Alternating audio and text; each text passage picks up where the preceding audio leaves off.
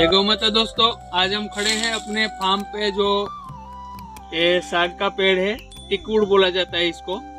तो इसकी थोड़ी हिस्ट्री आपको बताते हैं।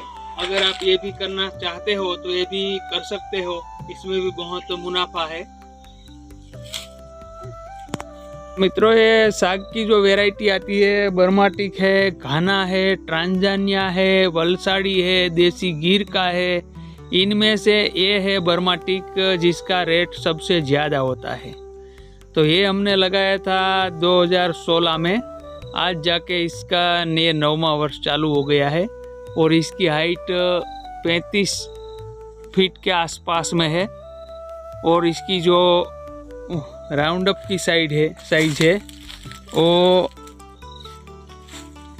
करीब 27 इंच की है। ये 4-5 पेड़ है मैंने लगा के रखे थे। इसका जो मदर प्लांट होता है, इनमें से स्टम्प करके कोई कंपनी थी, मैं नाम भूल गया हूँ, वो कंपनी इधर बेचने के लिए आई थी और मैंने 100 रुपये में एक ऐसा करके ये 4 पौधे लगाए थे।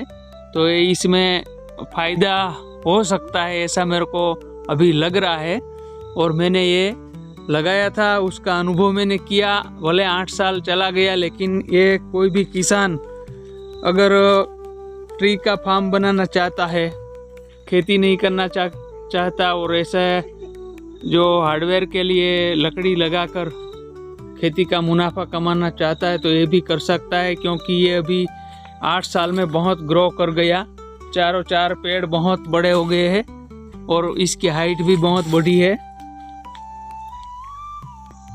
तो मित्रों, इसकी बर्माटिक साग की खासियत ये है कि इसकी लकड़ी जब जाती है बेंचे पे, हार्डवेयर में जाती है, तो इसमें कोई गांठ नहीं आती। इसका सिर्फ फिगर ही दिखता है। इसको कहीं से भी आप काटोगे तो इसकी जो गांठ साइड में जो आती है ना, वो गांठ वलसाड़ी में ज़्यादा आती है।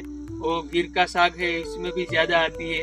लेकिन ये बर्मा का, घाना का, ट्रांजानिया का जो साग रहता है, इसमें गांठ नहीं आती है। तो इसका 1 घन फुट का, यानी कि 4x3 और लंबाई होती है 12 फीट।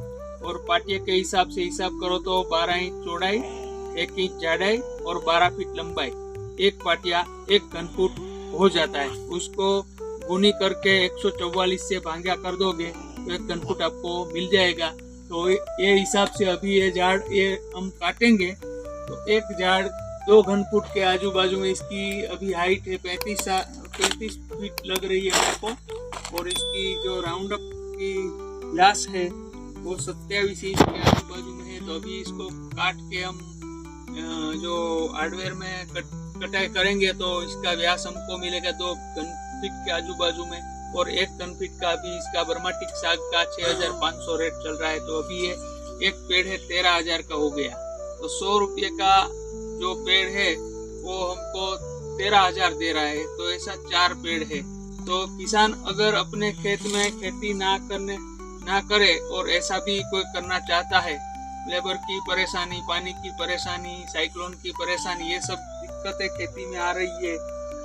कोई रानी पशु है, कोई खा जाते हैं, नुकसान ही करते हैं। अगर किसान के पास ज़्यादा पैसा नहीं है, ज़्यादा इन्वेस्ट नहीं करना चाहता, कोई न कोई जो प्रॉब्लम है और वो अपने खेत में ऐसी पेड़ पौधे की बागबानी करना चाहता है और कमाना चाहता है, तो ऐसे बर्माटिक सागुन लगा के भी कर सकता है। तो मित्रों, आपको अगर टिकूड़ साग की ट्री फॉरेस्ट्री करनी है तो आप हमेशा के लिए बर्माटिक सागुन ही लगाए।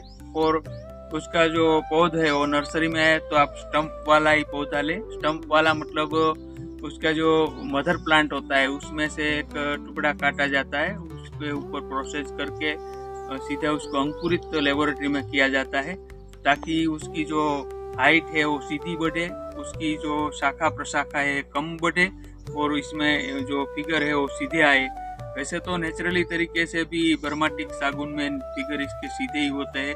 गिर और दक्षिण गुजरात के वलसाड़ का जो साग आता है उसमें जो गांठें पड़ती है, ऐसी गांठें बर्माटिक में नहीं पड़ती है। इसीलिए तो बर्माटिक साग का जो रेट है वो सबसे ज़्यादा रहता है और ये अपने फर्नीचर वगैरह में बहुत यूज़फुल है और मार्केट में हमको इसका दाम भी अच्छा मिलता है। तो किसान कोई मलबारी नीम लगाता है, कोई नीलगिरी लगाता है। इन सब से ज़्यादा पैदावार का जो ट्री फॉरेस्ट्री में हमको मुनाफा देखने मिला और अनुभव हुआ, तो ये सागौन के पौधे में ट्री फॉरेस्ट्री में मिला है। इसमें रूबरू हमको देखने को ही मिलता है। तो जय गौ माता मित्रों, आप हमारे चैनल को फॉलो करें, शेयर करें, सब्सक्राइब करें। जय गौ माता।